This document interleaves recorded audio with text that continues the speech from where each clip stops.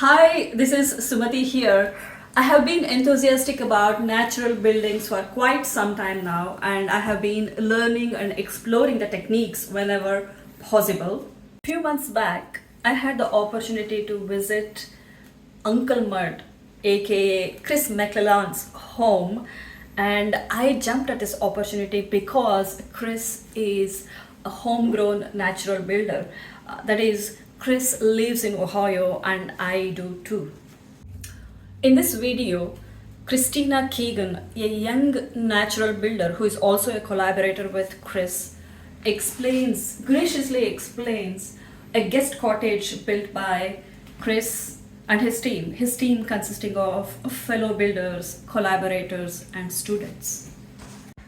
Well, please find a link below to Chris McClellan's website and enjoy his wonderful projects, enjoy his videos and photos, and get inspired. Thank you.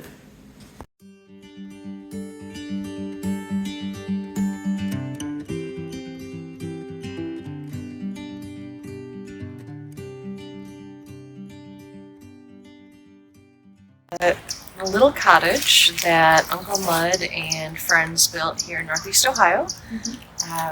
We hosted a 9-day workshop in 2015, I believe. Each wall, a portion of the wall in this building is a different style. So we have one that is straw bale, one that is pallets stuffed with light straw clay, another I think that is straw clay that was packed into forms, a cob wall, bottle and cob wall, and then we have windows that were installed using 4 different methods. So during the workshop, students lived on property and got to be part of the process start to finish. We were able to build foundation, walls, and roof during that workshop, and then hosted smaller workshops over the following years to finish out the plaster and do some artwork in there, which we'll see in a moment. Beautiful. Yeah. The whole building is designed in a spiral shape, which was a nice way for us to conserve wood on our roof beams. So, welcome to the Cobb Cottage. Not the one in Oregon, but our little Cobb Cottage. Built as a spiral with lovely finishes done by our friends and collaborators in the Mud family. Come on with it. Thank you.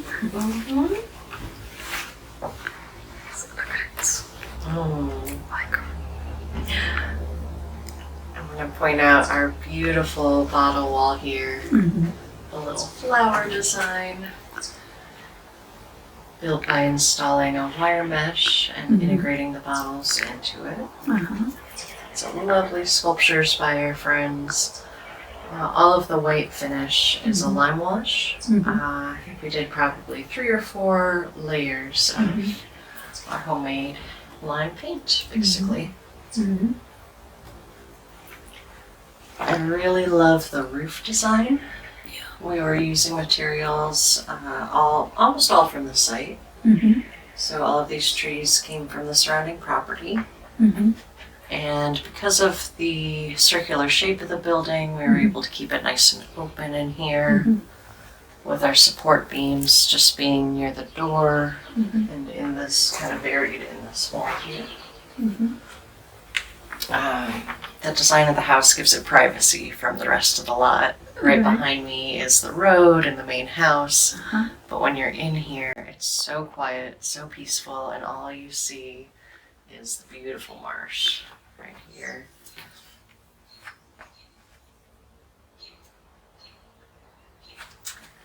And I have stayed in here many winters.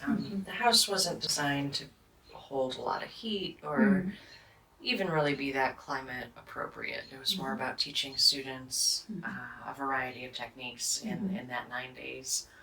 But with our Rumford fireplace designed by Deanne Bednar and occasionally a little space heater, it stays really cozy. And my favorite trick of all is that Uncle Mud put heated blankets underneath the sheets here.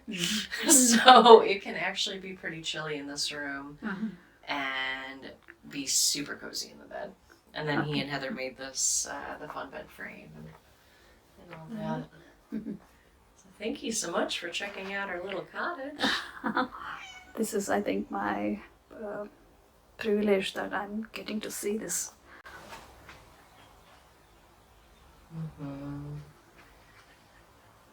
I love all the little nooks for putting your favorite rocks and maybe candles. I think every natural builder I know collects rocks. Right. Well, tell me a little bit about yourself, Christina. Well, my audience need to know a little bit about yourself. Thank you. I'm Chrisitna Keegan. I am a natural builder living in Cleveland, Ohio. And I started building about 15 years ago. Wow. I'd been working in nonprofits in Cleveland and was really just itching to get outside and also to learn some useful skills. Spreadsheets are really useful, and ultimately I've helped with every project I've worked on, but I wanted to get my hands in the dirt. My friends and I would joke, this is back in 2007, the middle of the foreclosure crisis in Cleveland. The world is falling apart around us. And we'd joke late at night sometimes about like who our zombie apocalypse team was going to be and what skills different friends had. And, someone can cook, someone can can. We've got all our wonderful gardener friends. And I was like, man, I don't have any good skills. I want to learn something. So started learning natural building. And it used to be much more of a joke, but now I'm like extra happy with the fact that I've learned some of these skills, but also all the amazing people I've met through natural building. I've worked lots of different jobs. Kitty, no. The cat loves the bed. I'm allergic to cats. I've learned all these amazing skills all over the country, all over the world, but the most exciting part is meeting people, organizing land projects who are practicing and demonstrating ways of relating to each other that are respectful, that promote autonomy and community, self-reliance. And that doesn't just have to be out in the woods. I think we have a new generation of people that are creating the life they want to see in their communities in the city, out in the country, and natural building, using the materials around you, using the earth, sand, clay, straw, timber, using that to support these community visions of what our present can be, what our future can be. It's very exciting, and I feel very lucky to be a part of that. I second that.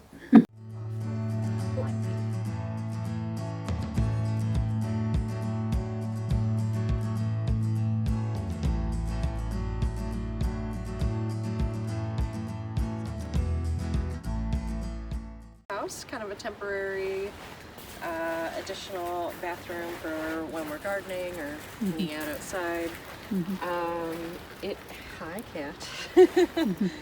It was always kind of a half-finished project, so it's not the best work, but it's fun to know that you could build a free or cheap bathroom like this if you wanted. Not sure if that light will turn on. It's maybe more of a one-person space, but just have a little compost toilet and shower, heated with a on-demand water heater and spigot.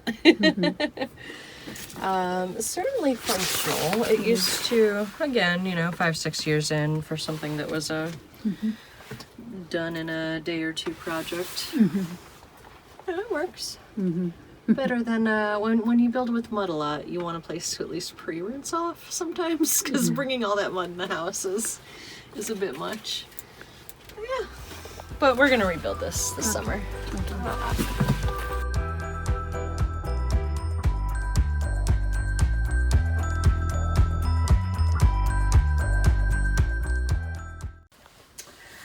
Yeah, this is a Rumford-style fireplace built out of cob. Rumford.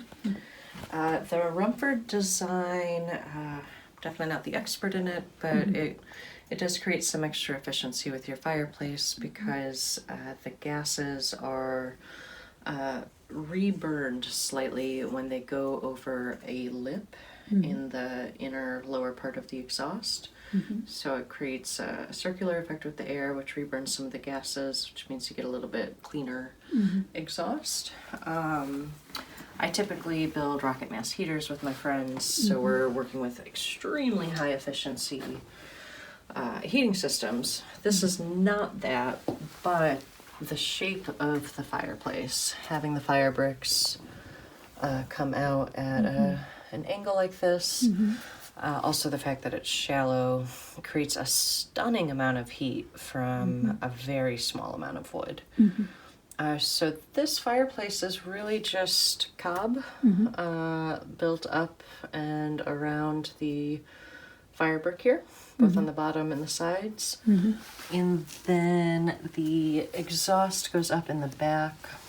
Can't quite see it, but it kind of goes over a lip. Like, get some light in there, see it? And up and out. So we did use a stovepipe here to follow the exhaust up. Regular stovepipe, and then insulated through the roof and out. This finish is just an oil. Olive. So our local cob soil, no additional plaster. And then oiled. And by no additional plaster, I mean it was plastered to get the smoothness, but using the same local soil, using essentially the same cob mix, potentially a finer sand, but nothing, no pigments or anything. So same as the wall behind it, we oiled that. We were kind of getting tired of making cob, so filled that in with with bottles to save cob mixing time. But yeah, it works wonderfully, and sitting in here, especially in the winter with the fire roaring, is so wonderful and so romantic. It's charming. Do they use this fireplace? Is it functional? Yeah, absolutely. It's a little warm out today. I mean, we could get a fire going. It might not start right away, but we could do that. Just asking. But right now, this is more of a studio guest space. It's not used year round or anything. So, Chris knows that part of the deal with me helping build this was that I get to get out of the city and come here as a retreat whenever I want. But I've definitely been enjoying it this year. Thank you so much, Christina. Yeah, thank you. Christina has a beautiful smile that warms one's heart. Her lively spirit lingered on even after I bid them a goodbye. I wondered where the spark came from. It seemed like she had rubbed off her enthusiasm and happy spirit on me. I felt a new surge of energy as I headed home.